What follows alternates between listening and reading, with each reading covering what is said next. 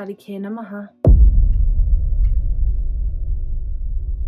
Okay, let's get into this video. Now we're going to be talking about the Ketu transit in Uttara Phalguni, which will be on December 10th if you use the mean node, and if you use the true node, this will be December 2nd. Personally, I use both for different reasons. I find them both valuable. Now, this becomes a placement of perfection, more so than just being in Virgo alone, as Uttara Phalguni is the nakshatra of the affairs that we must attend to in the kingdom after we gain the throne in Magha nakshatra. This is the order of the nakshatras, but since it's Ketu, it's actually going backwards, which is perfect timing after the presidential election in the US. This can lead to us being very critical or analytical due to this perfectionism, but this orderly nature is required in order to reap the benefits of Rahu in Pisces, which is where we must head to, enlightenment.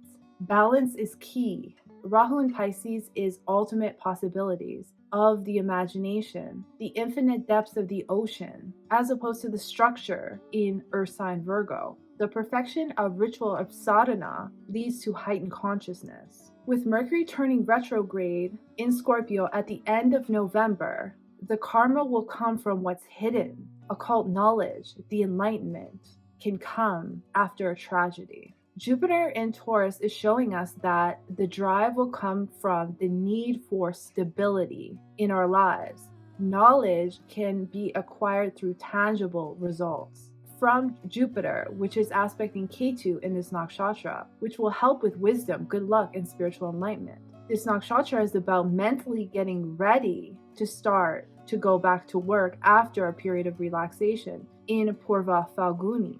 The affairs that we must contemplate in order to prepare for the next steps. Like the new president, this can be a split in direction on how things were previously run. It's time to take action. This will happen in many countries as some leaders in government or high-level positions will be let go of, move to new jobs, or die off. Change is required. A transformation in career can happen for many as the 8th aspect of Saturn is on this sign, and also Saturn is stationing and turning direct on November 15th. Most events can occur from the 11th to the 20th as Saturn will be at its slowest. This is about helping and receiving help from others. This can conclude matters from the past or people from our past. Saturn's station will give us a chance to review these things and make a karmic decision, which will help us not only for this Ketu transit until next year, but also for the next 28 years until Saturn returns back into Aquarius. The key is to help someone without expecting something in return.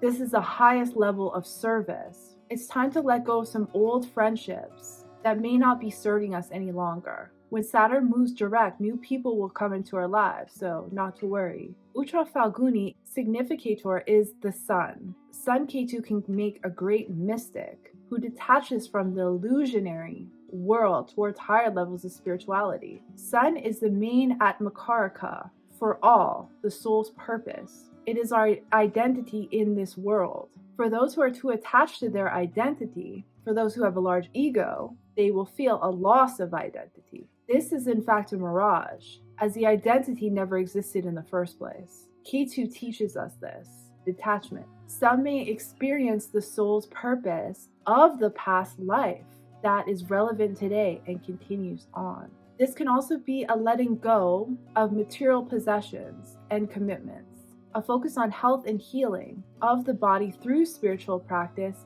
introspection, and wanting to spend more time alone or on self. On a lower aspect, this can lead to lower self-esteem, lower self-confidence. Now, this can only happen if your identity was built on the physical world, your ego, and not who you truly are. This will be the lesson, to find out who you truly are without the Maya of the physical world.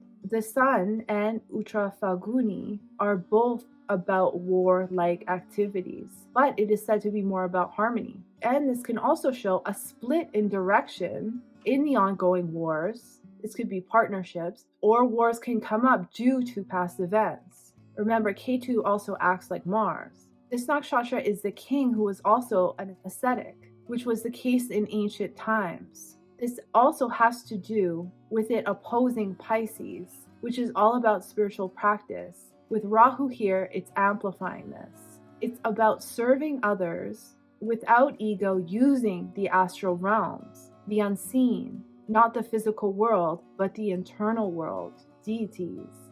Keep this in mind as we see those in office. They are using their connections to the non-physical world.